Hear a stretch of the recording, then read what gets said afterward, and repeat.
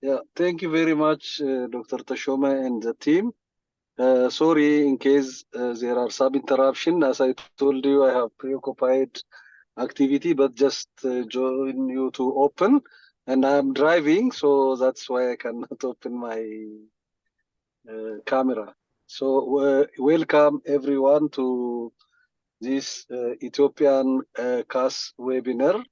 So as everyone in this Zoom or webinar knows, Ethiopia is among the country that is planning to implement the CAS. So as Ethiopia, we do have multiple campaigns starting from the EPI activities to the deworming and different family planning and the cataract surgery, different campaigns. So as everyone can estimate, the campaign going alone by itself is taking a huge amount of money, but though it took this much amount of money, we thought all these campaigns are very important.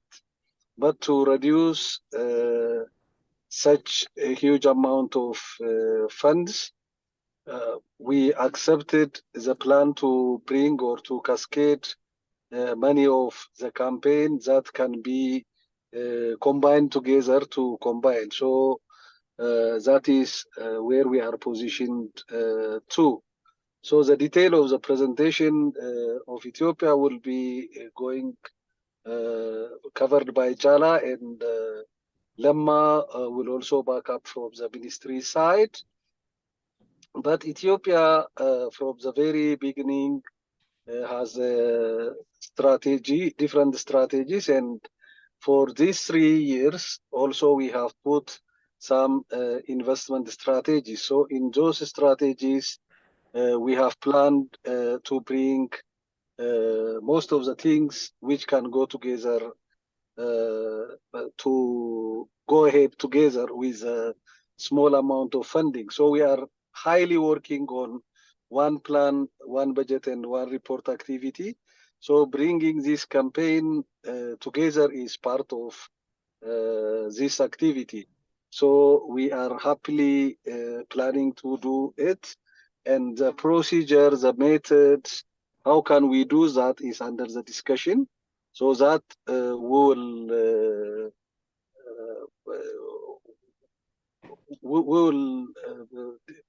we'll explain this in details after this opening remark. So having saying this, I really thank you for organizing this webinar.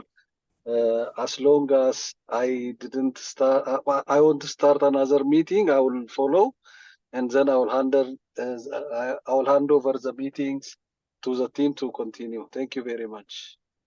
Over to you. Thank you, Lalisa. Yeah. Thank you, Lalisa, so much. Thank you. Chala, do you want to present the agenda, and then we can hand it over to Chris? Okay. Thank you, colleagues. Thank you, everyone. Yeah, we'll have like near to 1.5 hours, and Matthew has shared the agenda, what we're going to do in the coming 10 minutes. The welcome and general introduction has been made by a focal person from Ethiopia. And the overview of the HC coalition CAS will be presented by Chris. And the next will be, for the next 10 minutes, will be the overview of where CAS in terms of the government priority. And the next steps will be presented by myself and with the support of from Ministry, Mr. Lemma. So the next 20-minute feasibility assessment will be presented by Matthew and Brent. So we'll have a 30 minutes for question and answer, and the closing remark will be made by Dr. Tashoma or Lalisa. I hope you will rejoin us because due to another commitment. I hope you will join us. So thank you, everybody. Enjoy meeting. Thank you, Chala. We remind, so there will be this session on Q&A at the end of the presentation, but if you have any questions, feel free to write them in the chat. And I will hand it over to Chris for the first section. Thank you, Ato, Lisa, and Chala for your introduction. And then we're really excited to be here today with the Ethiopian colleagues, as well as others from the HCE Coalition. It's a real milestone for the coalition as well as Ethiopia.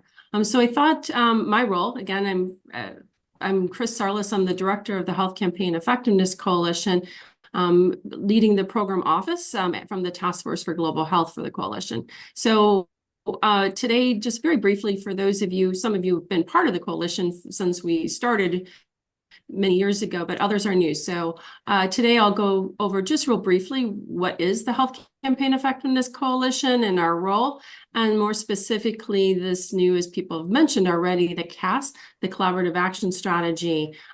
Before turning it back to our colleagues from Ethiopia to share the details of the feasibility study. So for anyone who has been working in public health for the last few decades, you're quite familiar with the scenario of seeing over, at least for the last 25 years, a real growth in very different disease-specific initiatives and financing, starting, in the late 80s with polio eradication, working towards measles and rubella, initiatives. Global Fund has come in, Gavi has come in, PEPFAR has come in, PMI. All of these initiatives have really done a great job of helping bring a lot of funding as well as focus into improving or lowering our diseases and also sort of improving our health outcomes. But at the same time, because there's very siloed in terms of their targets and their funding, this has also created a limited coordination and collaboration between these various programs. Many of these programs use health campaigns as their key intervention, and we've seen strains on our health systems as a result of that lack of coordination and communication. So we saw that this is a real opportunity for change a few years ago and launched the Health Campaign Effectiveness Coalition. Next slide.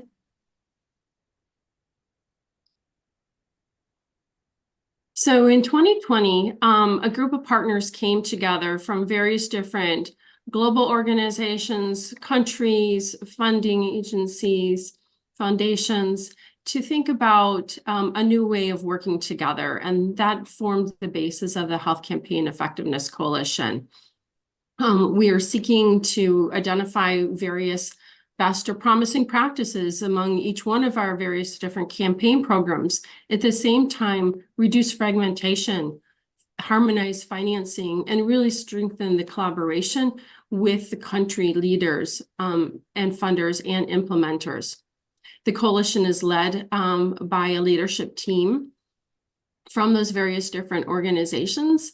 And we've had lots of partners join us over the last, I think over 1,000 individuals have participated in one way or another in the coalition since its inception in 2020, coming from our various different disease domains of NTDs, polio, vaccine preventable diseases, malaria, nutrition, and others. Next slide. So the first few years of the coalition, we really sought to understand what was working in the campaign ecosystem, where were there opportunities around campaign collaboration and integration, and how campaigns work more effectively with the primary healthcare system. So we supported a number, like 22 different implementation research studies and case studies, most of those implemented in across various countries, to really identify what was working best from their perspective and to pull forward a set of promising practices. These promising practices really form the recommendations that you will see in the Collaborative Action Strategy. Next slide. So what is the Collaborative Action Strategy? You can find the strategy on our website. We can put a link in there for you if you haven't seen it yet. This was developed just last year. Again, we came together, various different partners from global, regional, and country levels to really review that set of promising practices and recommendations that had come from the implementation research and other studies from our partners to think about what can we be doing differently together. So the CAS is, again, meant to sort of shift the way that we're working across the global, regional, and country levels and identify a set of roles and actions to improve our campaigns and really transform the way that we're working. Next slide. So the CAS includes 12 recommendations that are really set to enhance the impact of coordination and collaboration among our partners. These recommendations are meant to be adaptable and flexible and really allowing each country to decide what works for them. We know that the recommendations together are going to really require a shift in the way that we work, and it have to be done jointly among the different countries and implementers. So you'll see here on this slide the 12 recommendations. They're organized in 3 sort of categories or themes, although they're very much integrated together. So the first set is around planning and implementation, and these recommendations really call first and foremost for countries to pull together or leverage an existing campaign coordinating body. That includes representatives from across these various different campaign programs.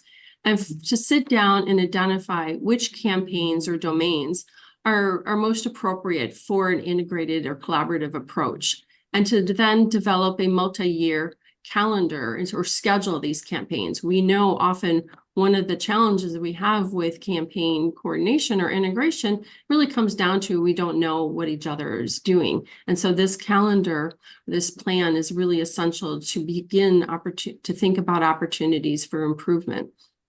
And then to think again across our various different tools, the logistics, micro-planning, supply chain, where can we begin to harmonize those approaches and tools? And most importantly, also think about a more coordinated and collaborative approach to working with communities and engaging them at all levels. There's also recommendations around M&E or MIRLA. MIRLA stands for Monitoring, Evaluation, Research, Learning, and Adaptation. So it goes beyond your traditional M&E by emphasizing the learning aspect. So again, this is asking countries to develop a more coordinated and collaborative MIRLA strategy. We know each one of these campaign programs has their own set of indicators and their own M&E plans. So this isn't replacing this, but rather it's asking everyone to come together and see where we can work to strengthen our M&E and our HMIS systems. And again, looking at ways to align on different tools or share the tools, especially around campaign, post-campaign surveys. At the global level, for MIRLA, we're also going to be supporting a learning platform as well as a global framework that countries can use, as well as with global stakeholders. Finally, a category around campaign financing. This is really essential if we're going to make any of this work. We need to have a comprehensive view of our financing at the country level as well as the global level for campaigns, and think about steps to begin to harmonize or align campaign financing from the various different donor programs. There may be opportunities to also look at incentives, because we know one of the challenges with a more coordinated or integrated approach is the concern that it will have impact on per diems or other payments across our various different communities. So that needs to be looked at, as well as looking at ways that improvement in government financing of campaigns and their role in this. So this set of 12 recommendations, next slide, is really intended, again, for each country to think through and customize to their own country context. And we anticipate over the next few years, it's a 5-year strategy, that by implementing the CAS, there'll be a number of different outcomes that can be achieved. Again, looking at how that coordinated or collaborative approach can reduce fragmentation through integrated approaches. Can our campaigns be more effective in using their resources? Can they reach their target audiences, especially their never treated or zero dose that are a concern to many programs? as well as our disease elimination goals? Can we have a more streamlined approach to monitoring and evaluation, as well as a more coordinated and timely and harmonized approach to financing? So again, each one of these outcomes will need to be really set by each of the countries, but we anticipate by implementing them, many of these outcomes can be achieved. Next slide. So what does CAS implementation look like? As I mentioned, the Collaborative Action Strategy, or CAS, was developed by the partners, these recommendations, and approved by the leadership team in just December of 2023. In January, we invited several countries to be the first to opt in to implement that. And one of those countries, as you can tell, is Ethiopia, and the other one is Nigeria. And so the key principle for the CAS is that it's got to be country-led. This is not a top-down approach from the coalition, but rather an opportunity for partners to come together, for countries to come together. And we heard Lisa earlier saying the opportunity for Ethiopia, they're very excited about, and also how this aligns already with their own countries of priorities. And we'll hear more of this during the findings from the feasibility study. It also requires a commitment from our coalition's leadership team. And so the leadership team, I think several I'm seeing on the list are here today at this webinar. They've made a commitment that they're going to be supporting by the countries by helping to mobilize their staff, their resources, provide technical assistance, and also facilitate any of these necessary policy and funding changes. Again, this is a learning opportunity to see what works and what doesn't, and how we can shift the way that we're working together at all the various levels. It's going to require a huge change in terms of multi-partner, multi-sectoral collaboration. We talk about this, we know it's difficult to do. So again, everyone needs to be engaged, and we're really going to need to work towards common goals. I think we're excited about the opportunity here in Ethiopia. You'll hear more about it soon. As I mentioned, this is a learning opportunity. Our commitment from the program office here is to share that learning, to foster that learning platform, and also to facilitate some of the learning and continuous improvement along the way. So thank you again. I'm going to turn it to our Ethiopian colleagues to share the findings from the feasibility study, and we're excited to be here today. Thank you.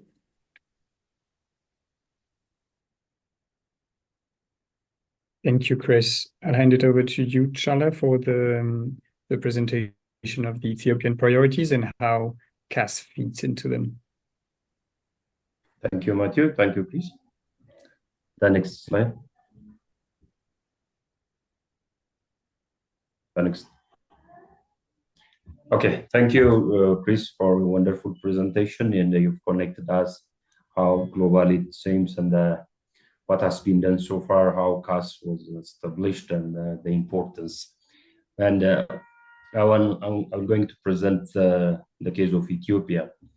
Yeah, Ethiopia is a signatory to numerous global target for elimination of and eradication of disease like measles, onco, and polio, extra.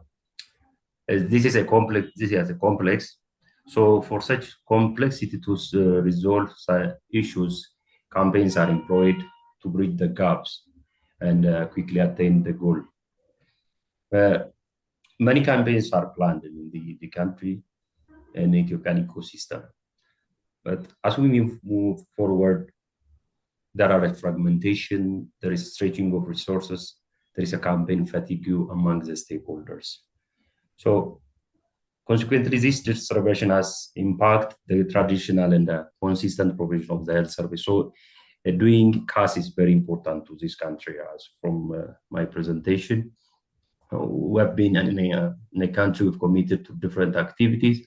So integration, collaboration is one of the pillars that we need to improve our health system. Take the next slide, please.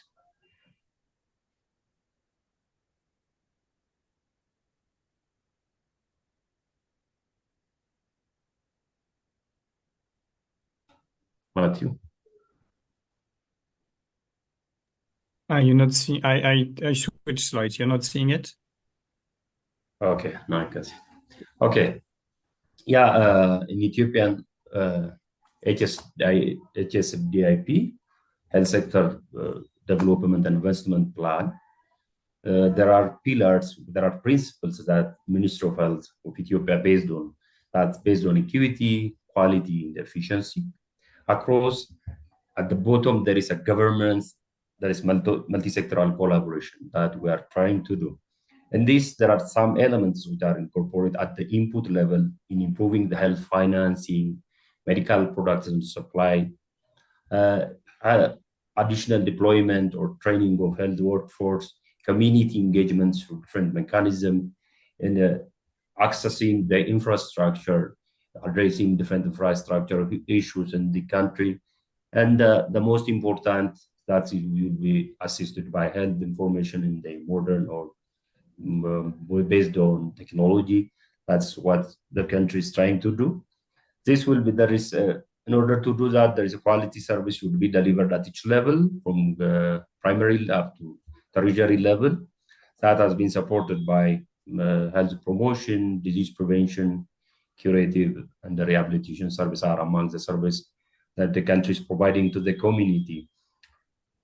And by doing this, adding input through the process, we just strive to see the immediate and the impact. At the immediate level, now for the last couple of years, the universal health coverage in Ethiopia is improving, even though it's not as expected, but it's much better than of 30 or 40 years back. The health system responsiveness is as well good.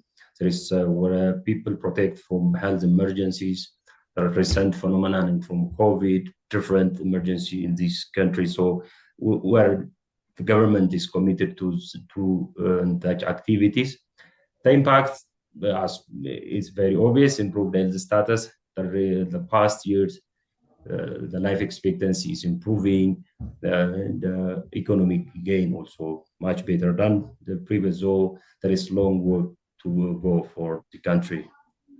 Next slide.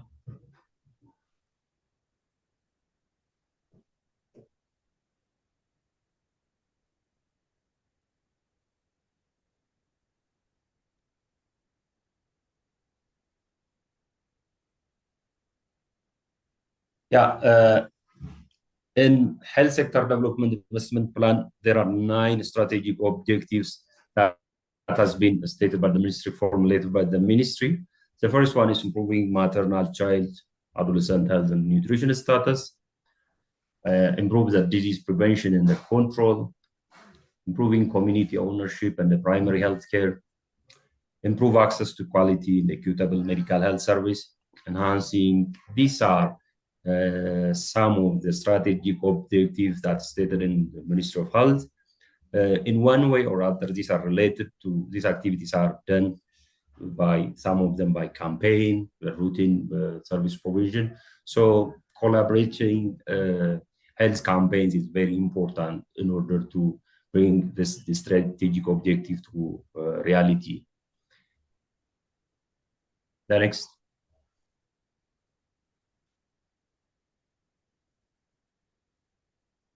Yeah, the other is the improve health system capacity. What CAS, as a CAS plan, we have been communicating with the task force team, as well as different partners across the country.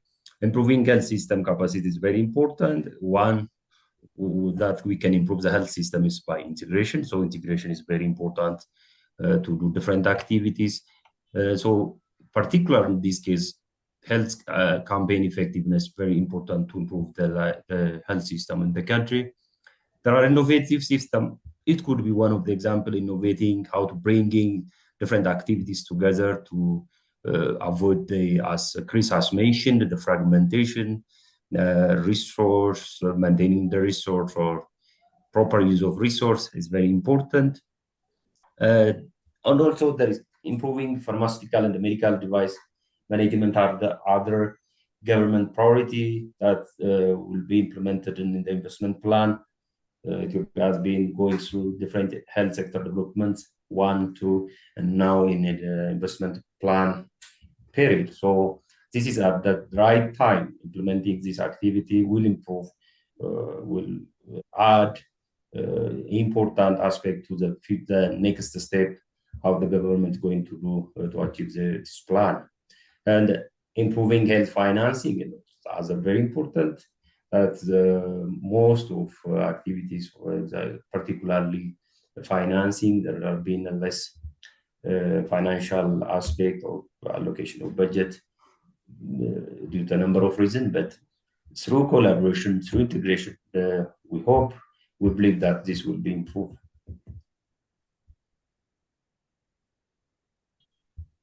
Last slide. Thank you, Charles. I think it was the last slide. Yeah, thank you so much. If you have any, we can continue later. Thank you so much. Thank you very much, Charles. All right, so I will do together with my colleague Brent the next section. For those who don't know me, I'm Mathieu Boulestro. I work with Camber Collective. We're a consultancy firm, and we've been supporting the HC Program Office in the past year and a half. And as you've seen, the collaborative action strategy is a global strategy that aims to be adapted to countries, and since there are very obvious common goals with the Ethiopian strategy that Charles just presented, we conducted a feasibility assessment that is meant as a snapshot of the state of campaigns in Ethiopia and as a first collection of information that will inform the customization and adaptation of the collaborative action strategy for Ethiopia.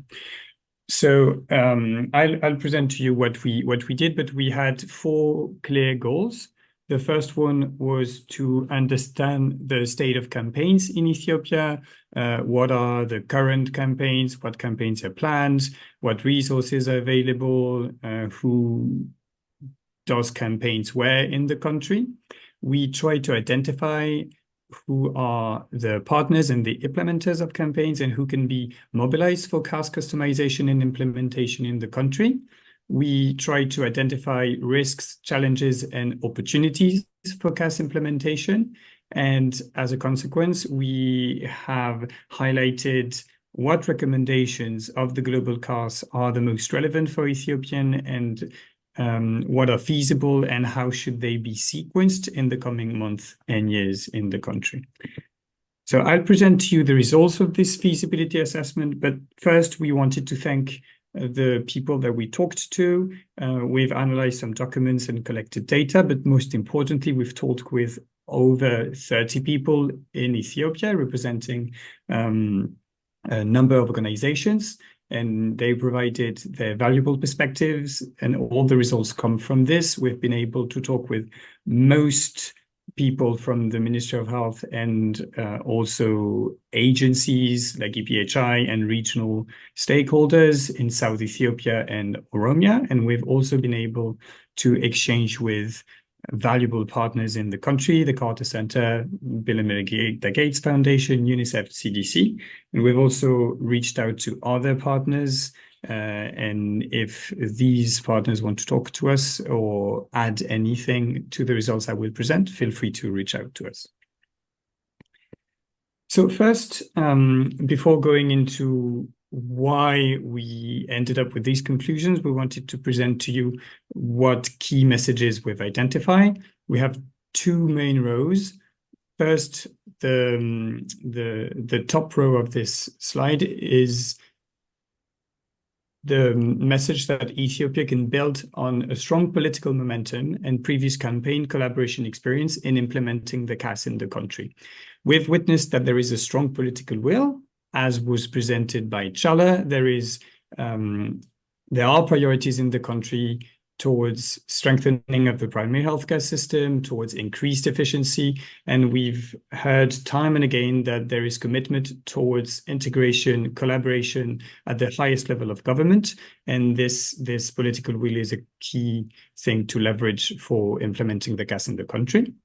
The second key message is that Ethiopia is a centrally coordinated government structure, even though it's very decentralized.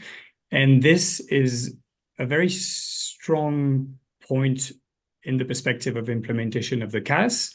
And also, the country has already demonstrated its potential for campaign integration, since it has integrated a number of campaigns during COVID, but also before. There has been a number of malaria and trachoma campaigns in the past 10 to 15 years. There have been ambitious integrated campaigns on nutrition, measles, NTDs in 2022. So we do see that in the country there is a structure and experience to leverage for implementing the CAS. And the third key message is that the most immediate opportunity to implement the CAS is to create an enabling environment and to foster information sharing. Before doing all the other recommendations that Chris has mentioned, we feel that the CAS will need to happen in 3 distinct phases in the country. First, this information sharing piece and enabling environment, then some analysis, and finally implement all the recommendations that will allow for collaboration to become systematic in the country. We do have here also a number of challenges. We feel that Ethiopia is at a crossroads for health campaigns and that there are some critical challenges to overcome. First, as Chala has mentioned in his presentation, there is definitely some campaign fatigue. Campaigns are numerous in Ethiopia, and it is a strain on the healthcare system. But there are disincentives to collaboration at all levels that we'll go into right after. Siloed working structure, financing issues as well. So this is something to treat. The CAS that was presented is fundamentally a new way of working, and this will need adjustment and transition with what is currently being done in the country. I mean, new tools, new workflows, new communication protocols. And this is definitely a challenge that will need to be overcome with strong change management at all levels. And finally, the last key message is that at all levels, teams are very much busy in Ethiopia. This is particularly patent at the health worker level. They have a lot of activities for routine immunization and also routine healthcare. And campaigns is another activity that is a burden on them. But it is also true at the federal level, at the Ministry of Health level, and at the regional health bureau level. So in order to properly implement the CAS, additional bandwidth will need to be freed, and existing structures will also need to be leveraged. And this will be an important step in implementing the CAS. So the first thing that we did for this feasibility assessment was to get this snapshot of campaigns in Ethiopia. How many are there? Where do they happen? What type of campaign they are? And what we wanted to show here today is that we see that campaigns is a countrywide burden in a way. There have been more than 10 campaigns in the country in the past 5 years. It's slowly rising. In 2023, there were 23 campaigns that happened in Ethiopia. And so we do see that it is an important number in the country, and that it is rising, and it's concerning all regions in Ethiopia. Most of the campaigns that we've identified are countrywide, but some of them happen in just 1 or 2 regions, or slightly more. And we can see here that all regions are concerned in the country. This data comes from partners that shared the campaigns that they were doing with the HC program office. Maybe some campaigns are not included, but that presents some idea of how things work in the country. So the key message here is that all regions and the entire country are concerned by this campaign burden that Chala mentioned, and the number of campaigns is rising in Ethiopia. This slide is on what types of campaigns occur in Ethiopia. We wanted to look at what happened. Was there one disease domain that was undertaking more campaigns than another in Ethiopia, which can be the case in other countries? What we see is that in Ethiopia, it is pretty well balanced in a way between domains, but polio and NTDs are the domains that implement the most number of campaigns.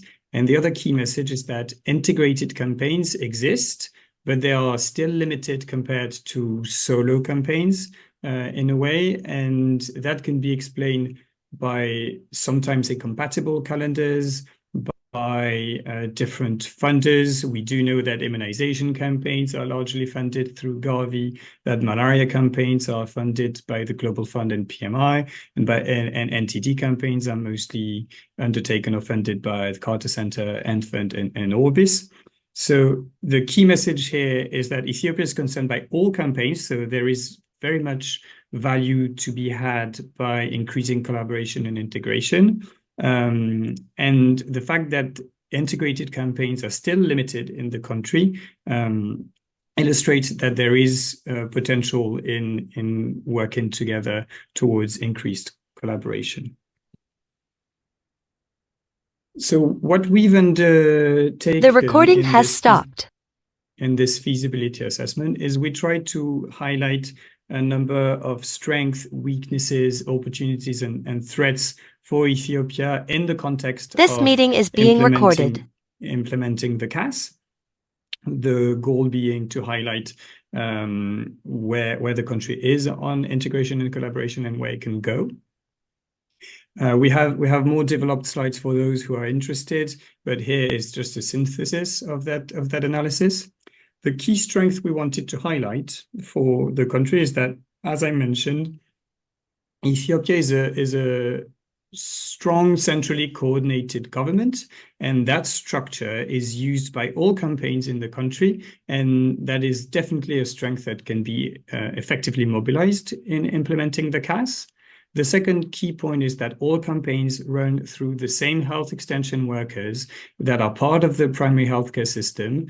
And so it can be different in other countries or other campaigns, but this is considered a strength because that limits the needs for external training, and that also is in line with other primary healthcare strengthening priorities that Chala has mentioned. And finally, the other key strength we wanted to highlight is this integration experience. As I've mentioned, there are integrated campaigns that have happened in Ethiopia, but there are also other collaboration mechanisms that exist. The country has an SDG Health Pool Fund that was established in 2005 and has been working since then. There is a civil service reform that is undergoing. There's also an optimization program for health extension workers. So there are all those integrated and integration forward-looking experiences that are key strengths in implementing the CAS.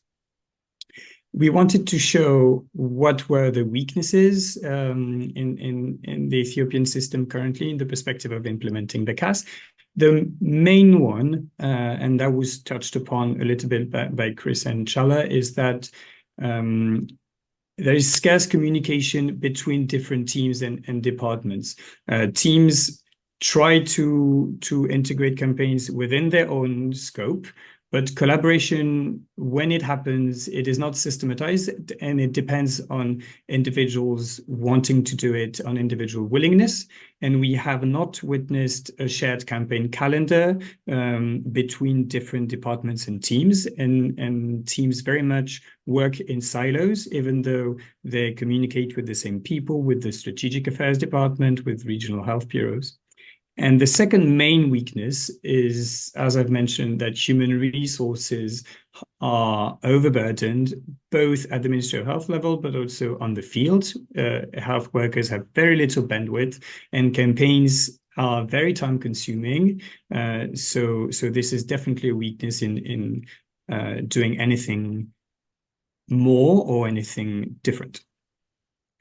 In terms of opportunities, as we've seen, there's a very strong political will in favor of increased collaboration and increased efficiency. This is a renewed commitment by the Ethiopian government towards this one report, one budget approach. And this is something that is shared by all partners we've talked to. all of them state that they're open for additional coordination. So that goes beyond the global commitment that Chris has mentioned. In the Ethiopian context, all partners mentioned that they're open for additional coordination. So we feel that it is a strong opportunity to leverage in the context of the CAS.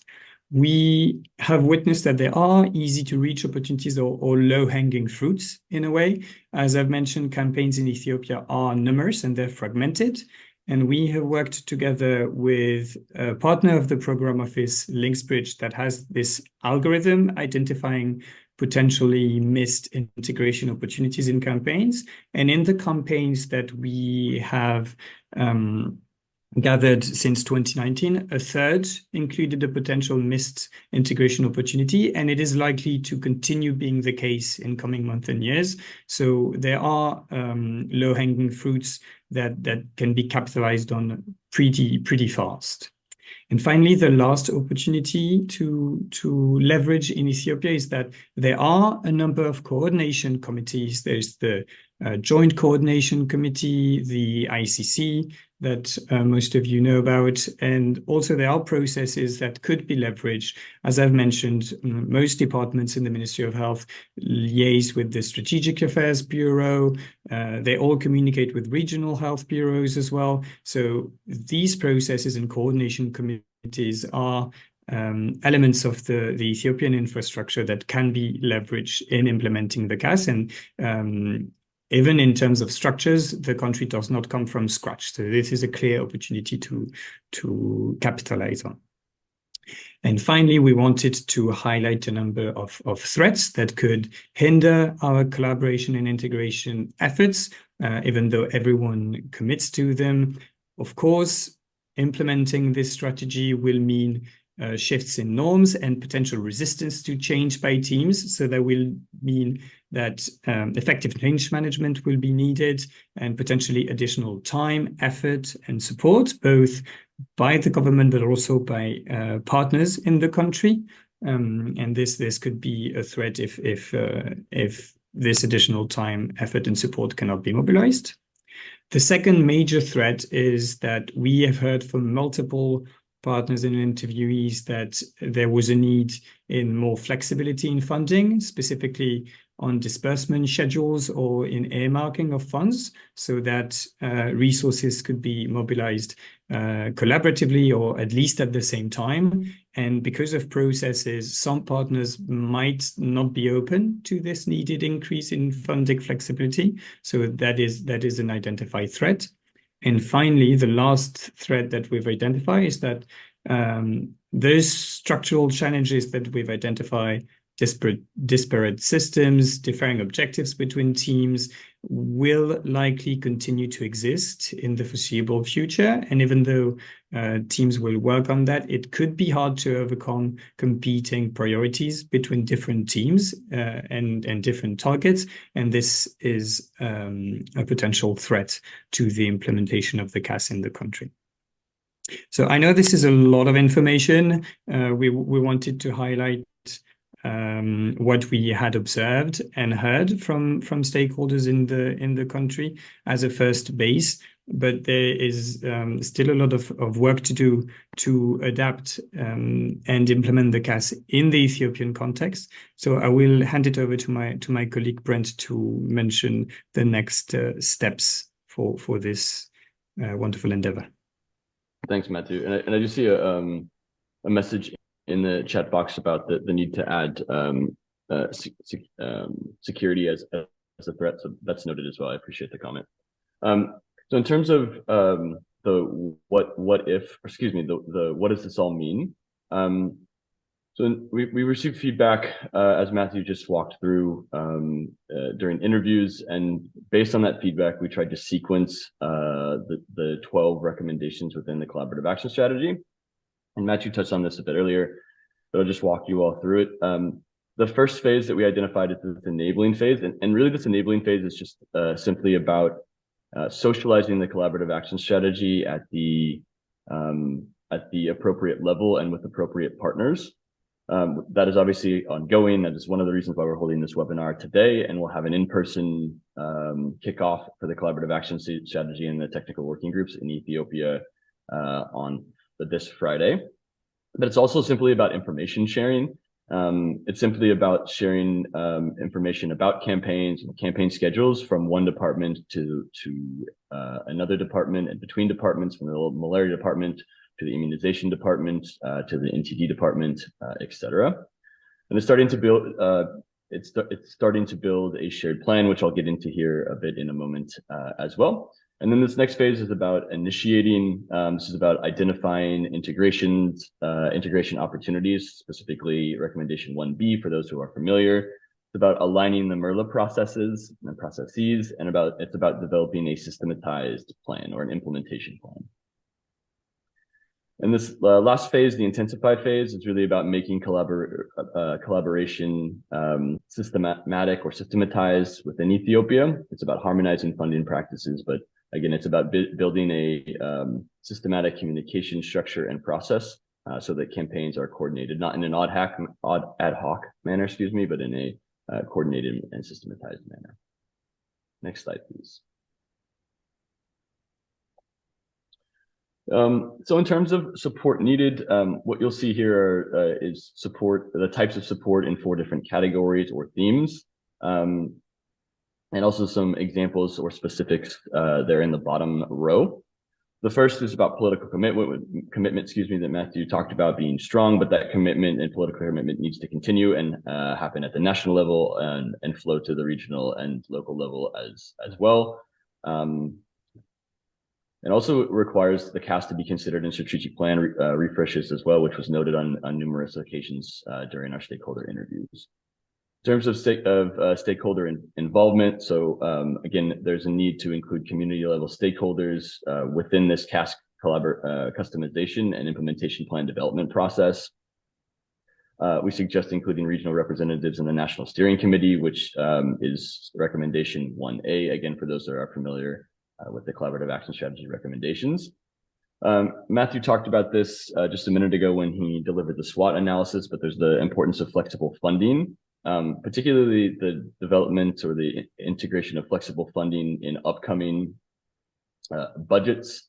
There is a plan to develop a costed implementation plan over the next few months, but I think there's opportunities to increase flexibility in the near term as well. And then the last is about people and the importance of freeing up additional human resources to lead the change management efforts, both from partners, there's current technical assistants, there's current members, organizations that have embedded technical assistance within the Ministry of Health. And I think there's an opportunity, or we think there's an opportunity to free up some bandwidth, hopefully from them to support the Collaborative Action Strategy effort and more integration and collaboration, as well as a desire and need to increase Collaborative Action Strategy advocacy efforts as well. Next slide, please.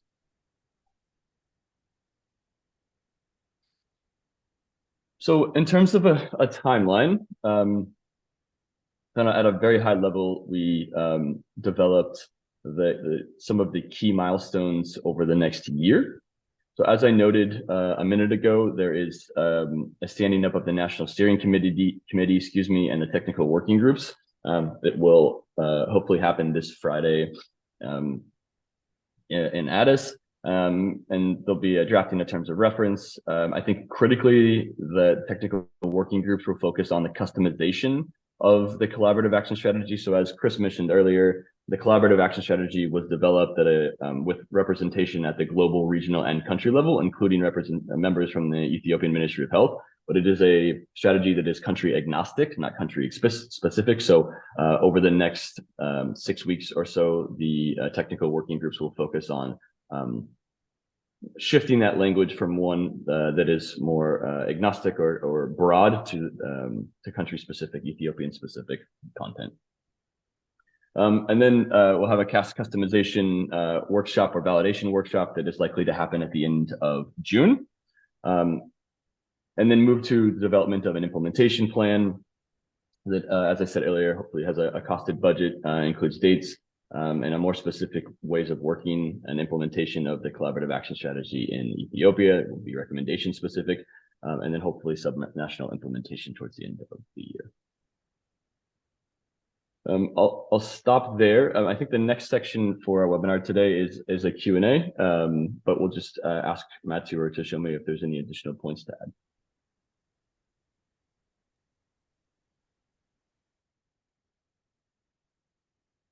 Thank you, Brent. Teshome, do you have anything to add?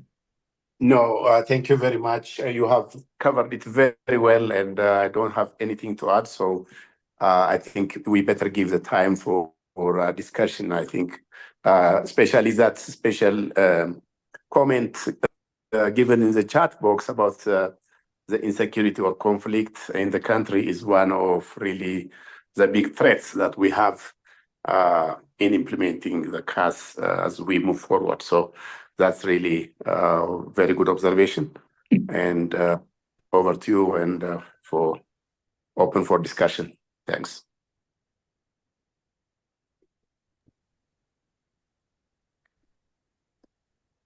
Thank you, Teshome. Everyone, now we have around half an hour for discussion. So if you have any question or remarks to the important amount of information that was presented to you, Chala and Lama from the Ministry of Health will be happy to answer to your questions. Yes, Hamid, I see your hand up, and then Abdul. Yes, thank you very much, and sorry I joined late, but the part I saw was really interesting. A lot of good work has gone into it, and seemed like very rich and helpful information. My question really is that your analysis seems fairly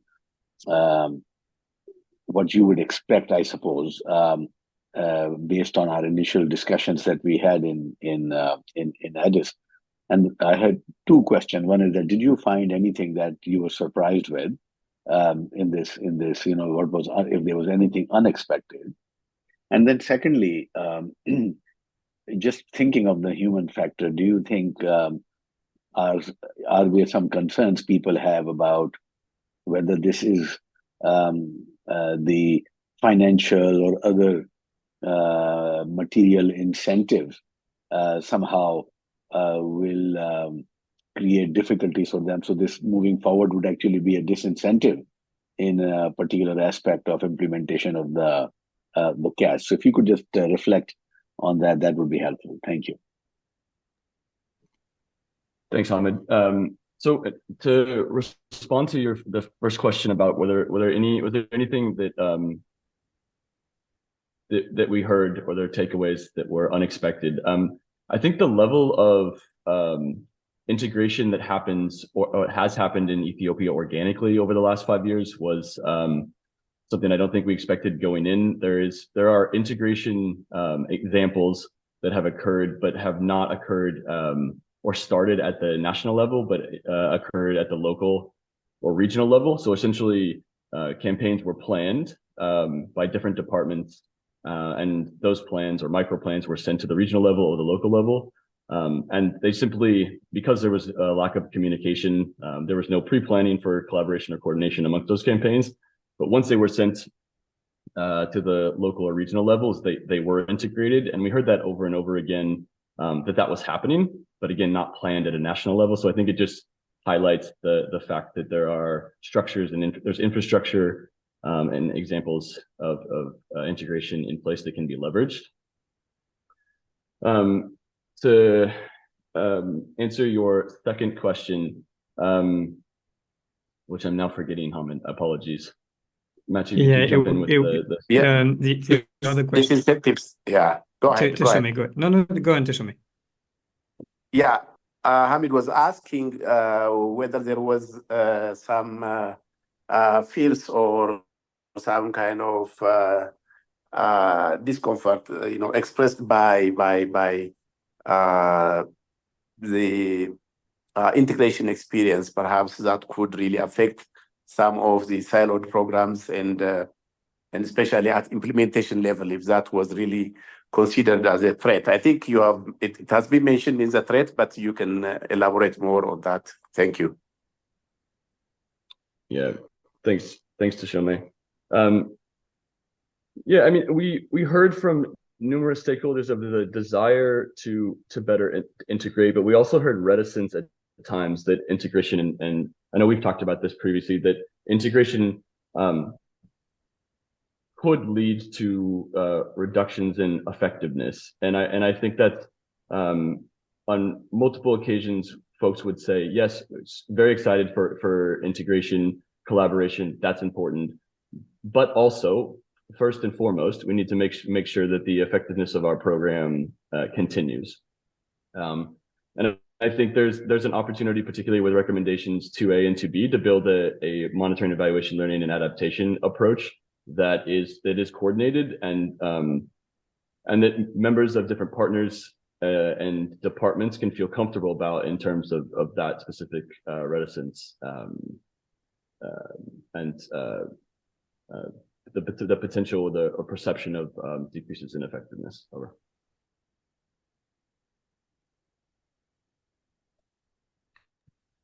Yeah, I see Abdu's hands, and then Carl. Maybe we can take the two questions before whoever's most relevant to answers. Right. Can I go ahead? Yeah, go on, Abdu. Okay, thank you so much. So I would like to start by thanking all of the presenters for this wonderful work so far. I mean, it made it gave much more clarity to the work, and thanks to the field team in Ethiopia particularly for what they've started so far. So I have a couple of the comments, at least related to the background from Christine's presentation, and then some specific questions for the Ethiopian team.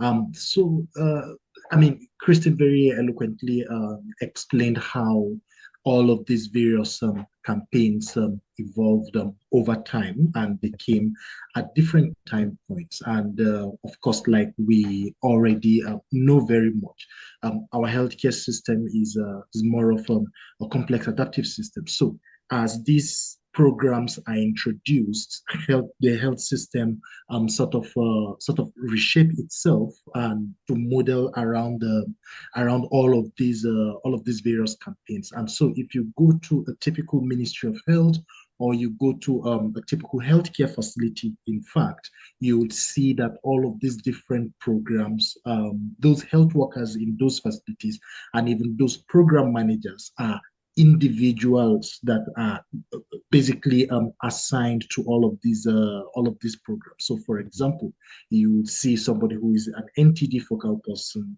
in the ministry or at the healthcare facility level, and this is how things work right now, whether it's HIV, whether it's immunization, and so on. So, I think that when we're thinking about harmonizing campaigns, which is a fantastic idea. It's actually going to help countries at least potentially maximize resources. But it's really, really important that we embed systems thinking as a key principle. And this is because as individuals and as advocates and as managers and as people promoting CAS, we need to bear in mind that all of these different things exist and all of these things are interconnected with each other. And we need to have that systems thinking lens in our mind as we meet with stakeholders and advocate to them to take on this kind of changes within the system, because the system is already designed in a certain way. We don't want to cause this change that would result in some unintended consequences. So it's good we are able to map the entire system, and then we know exactly what each individual change might potentially affect going forward and how we get to minimize it. So I think that one of the principles of this kind of this coalition and this kind of approach should actually be systems thinking. So my specific question for the team is around integration. So, I mean, of course, there is evidence of integration already, which is similar to what's obtainable across most countries in the African region. And I was wondering if Ethiopia has more like an integrated campaign planning tool at the moment, and then during the interaction with the healthcare workers.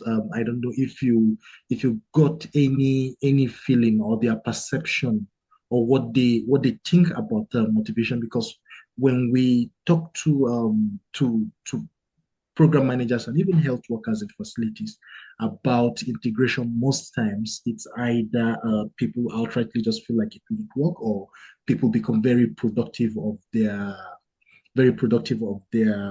program, and then they feel like another particular program in the ministry is coming to poach on their resources. So is that something that that was elicited as well when you interacted with stakeholders, and in areas where they have experience with integration, did they have maybe a harmonized planning tool for campaigns that they can share that's guided that integration so far? Then a weakness that I think the team might want to look at the data again and consider is probably health service disruption. So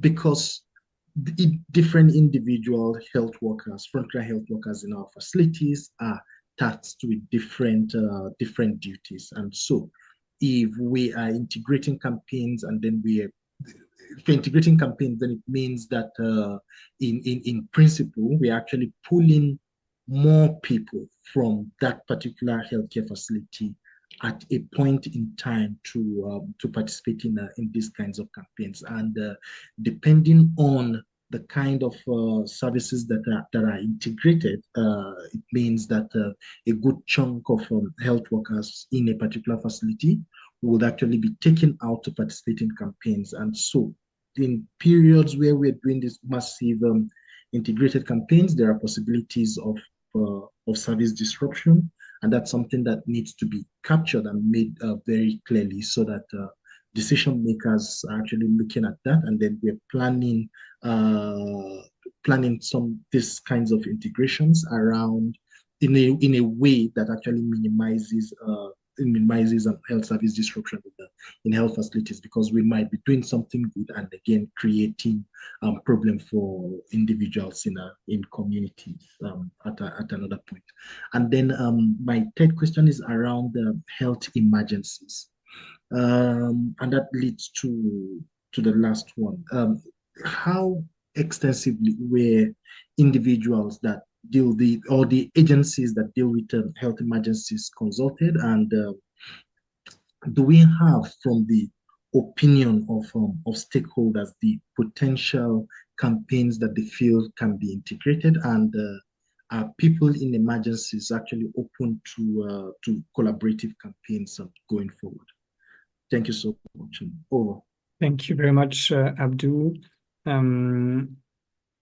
So I was anticipating to take all questions at once, but because you've already asked three, maybe we can answer and then we can go to you, Carl and Mark. Chris, I think there was a question on the background initially. Let me, maybe, yeah, I've noted the last two. If you remember the first question, Tishomi, could you answer as to what existing tools are there in Ethiopia for integrated planning? We haven't witnessed any on our side, but would love to have you answer on this. Tishomi or Chala? I think Chala has left.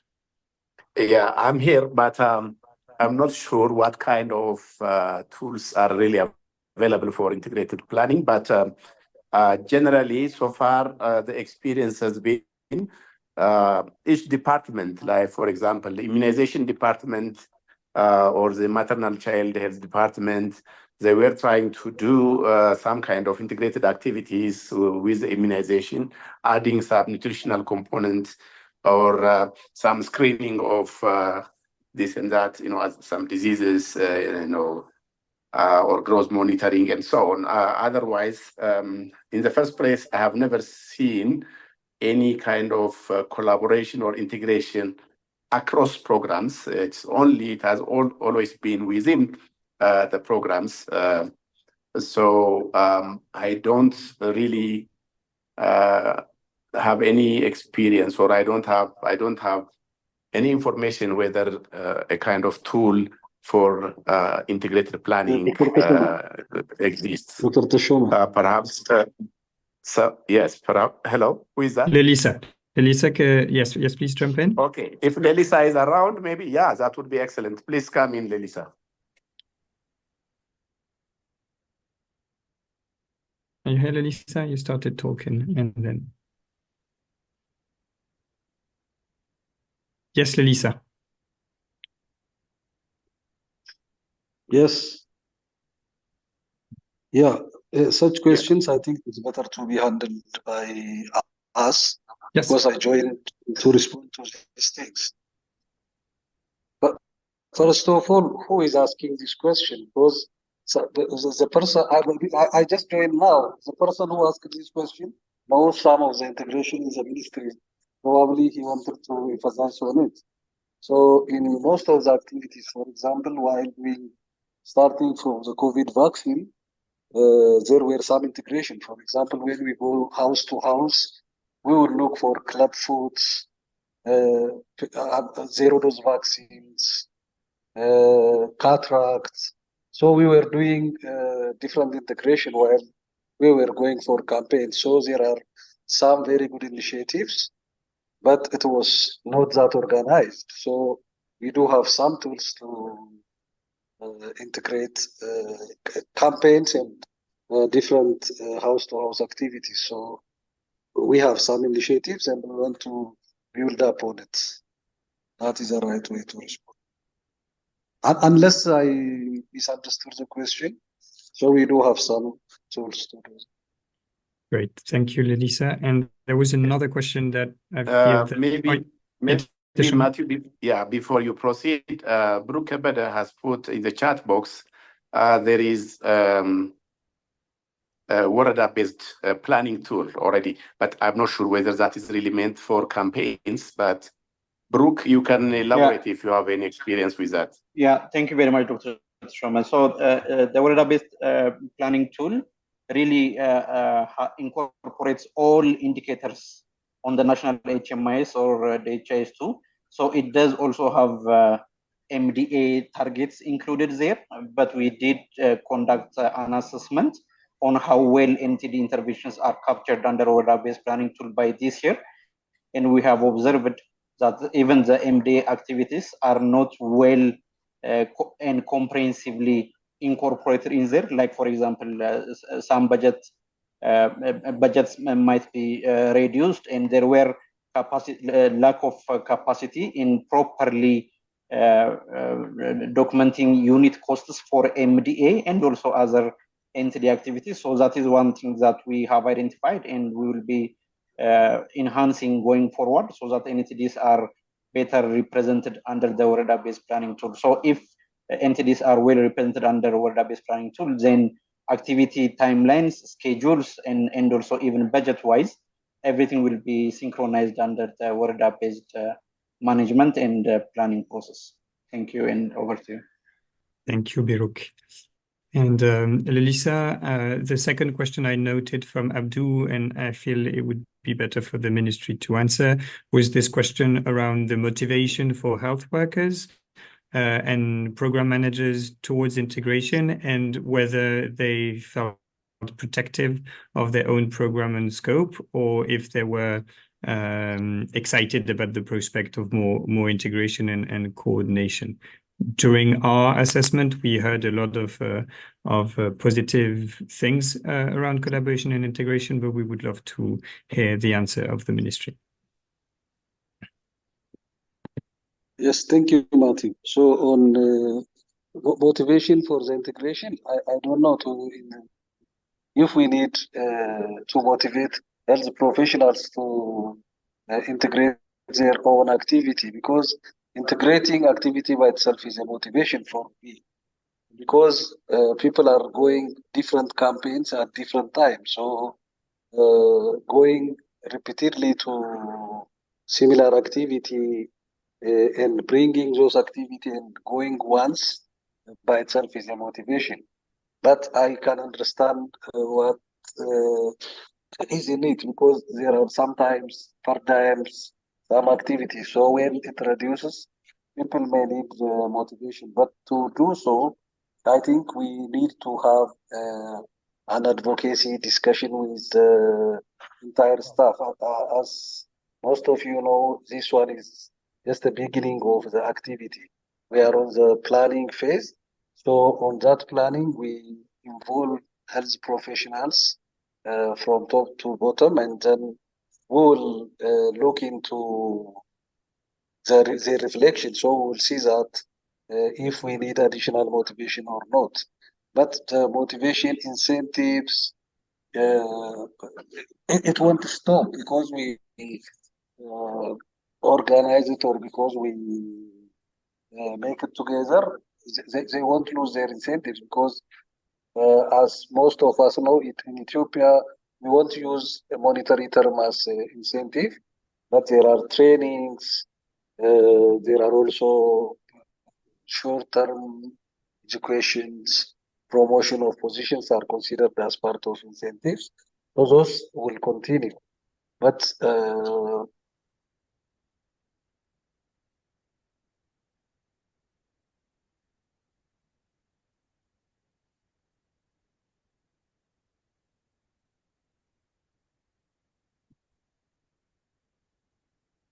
Matthew, I think we lost Lisa.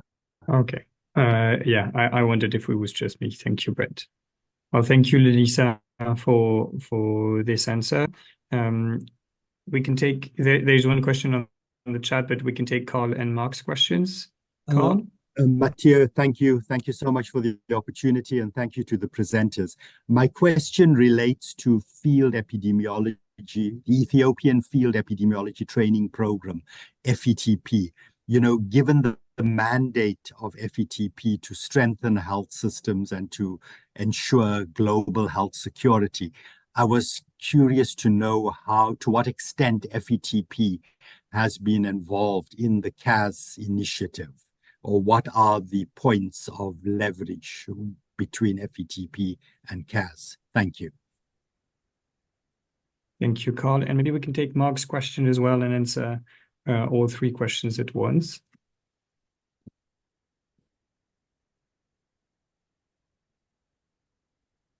Mark, do you hear us?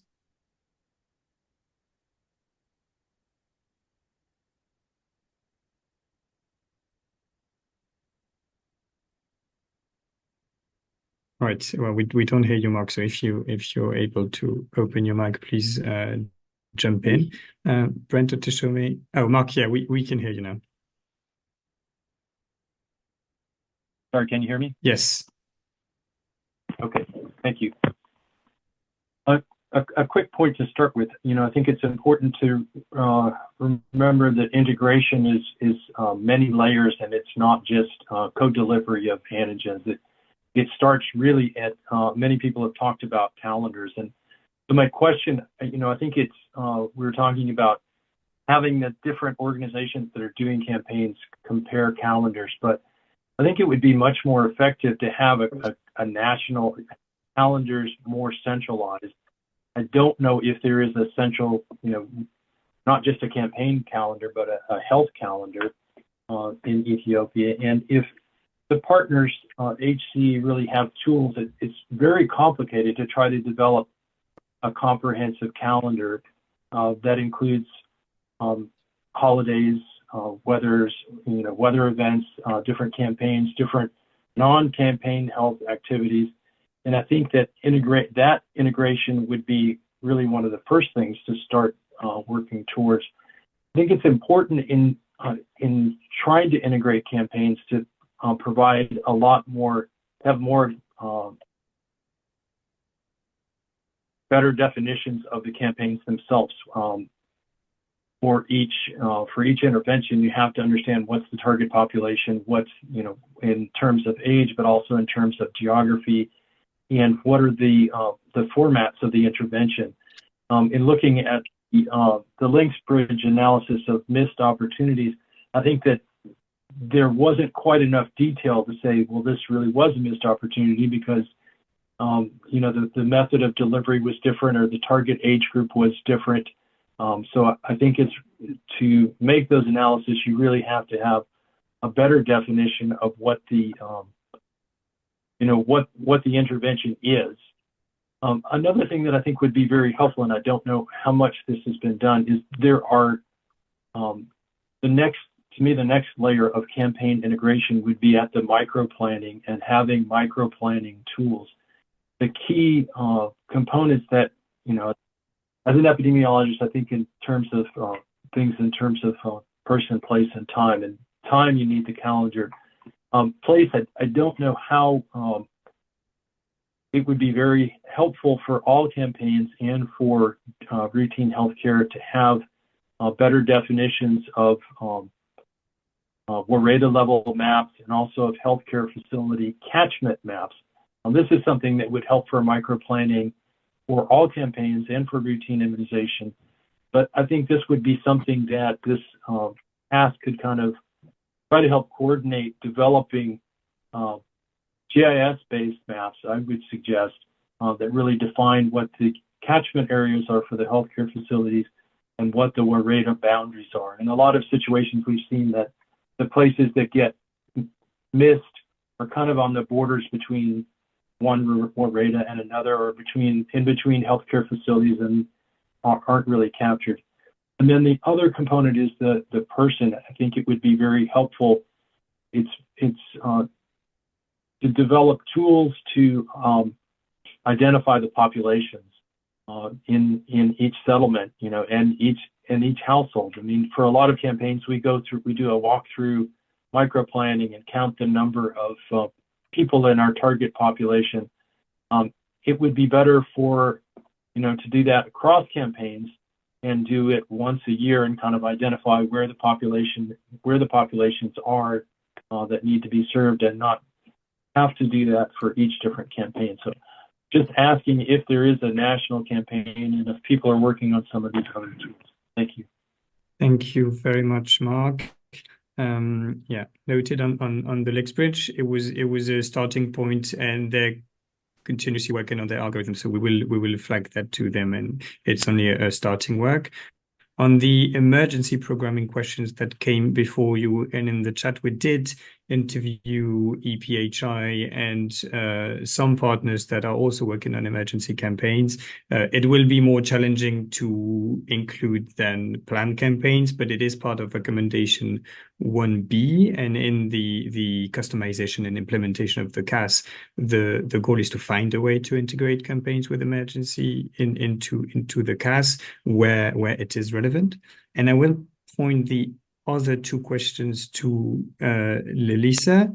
Lelisa, how do you see the FETP, the Field Epidemiology Training Program's inclusion into this effort, and how would you describe also the ambition in having a common micro-planning tool and a shared health calendar at the ministry level?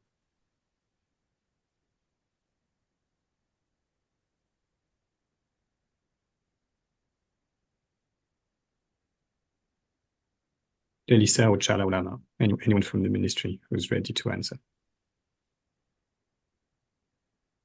Sorry, Matthew, can you repeat the question? Because I heard it, some of it when you said Elisa will.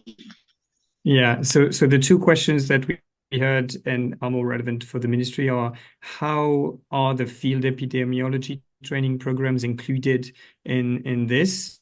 How do you see the inclusion into the CAS?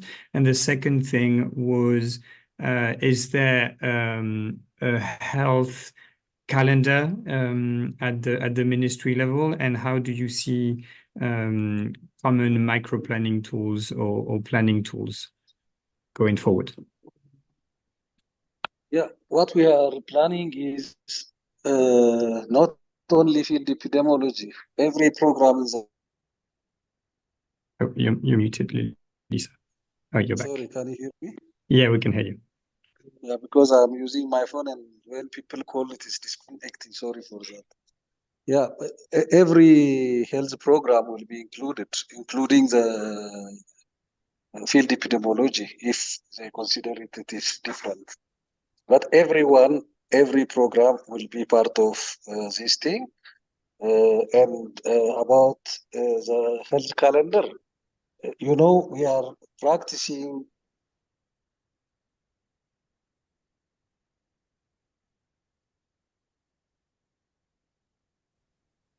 I think we've lost you again, Lisa. Matthew, maybe I could jump in with a quick comment. Oh, you're back, Lisa. Let's go for it. Yeah, am I back? Yeah, we heard you said you were practicing and then it stopped.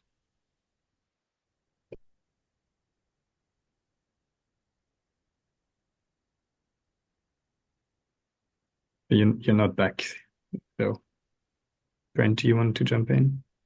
Well, yeah, I'll just say we can also follow up on this point if we don't get Elisa back and to share his perspective on this with folks. But I'll just say that developing a shared campaign calendar is one of the recommendations and certainly going to be challenging. I'm not aware of current tools that exist to develop it. I assume there are, but I think there's an opportunity for us to follow up with our WHO colleagues as well to see what tools might be leveraged when we develop the customized cast over the next 6 weeks. Include that language in those tools. Over.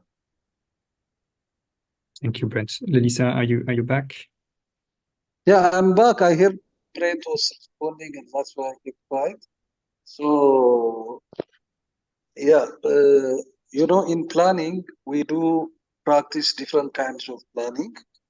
Whenever we do those planning, and partners are coming with different funds, they have to sit with the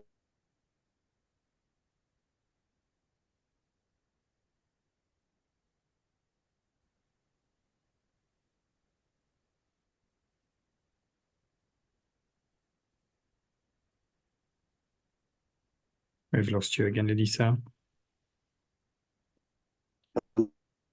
No? Yeah. Can you hear me? Now you're back. Yeah, we can hear you. I'm sorry for the internet connection. So, yeah, so we plan together. Okay, whatever the case, every activities, we are doing the planning at the beginning of the year. So that we will do it. And we are planning it, all the planning process. I don't know, any partner in this meeting can talk about how we are planning and how we are working in integrated way. So when we come into integration of the other programs, we also sit together and we'll do those planning. So that will not be that very difficult thing. So that is the response I have. Thank you so much, Lisa. I think we're on time. Thank you all for your participation. Lisa, do you want to say a couple of closing remarks? Yeah, thank you very much for attending. So sorry I did not attend the full time, but I have seen some of texts question.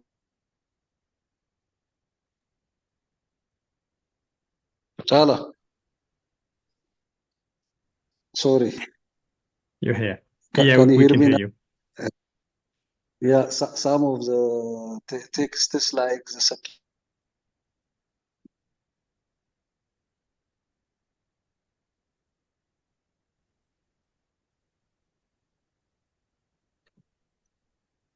We have lost you again, Lisa.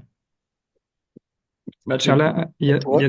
Maybe because we're going in and out with Lisa. Chala, would you mind closing us out? And I think it would be helpful to remind folks about the Friday meeting. Chala, do Chala. Thank you everybody for your.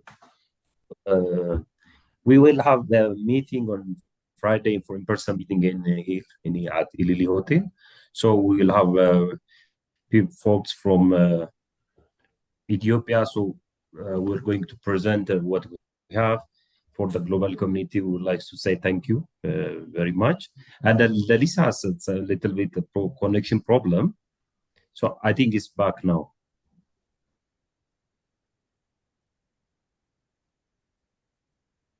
Okay. So thank you so much for your attention.